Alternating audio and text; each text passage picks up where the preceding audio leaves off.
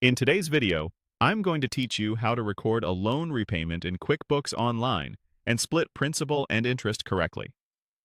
This is essential for keeping your loan balance accurate while also capturing the interest as a true expense.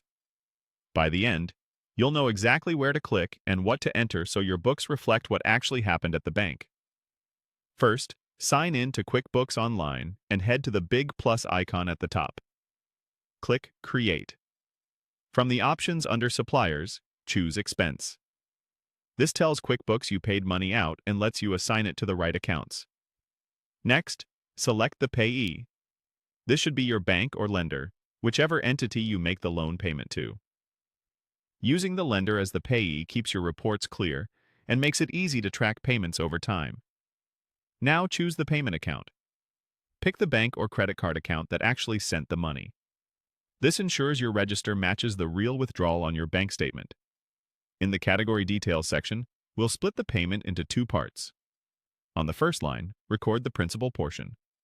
For the category, choose Loan Payable, which is the liability account tied to the loan. Enter the principal amount here. This reduces the loan balance on your balance sheet because principal pays down what you owe. Add a second line for interest. For the category, choose Interest Expense and enter the interest amount. Interest is the cost of borrowing, so it belongs on your profit and loss as an expense, separate from the principal.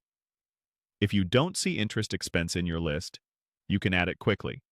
Click Add New, set the account type to Expenses, and name it Interest Expense. Keeping this name simple and consistent helps your reports stay readable. Before you save, look at the total at the bottom and make sure it matches the exact payment that cleared your bank.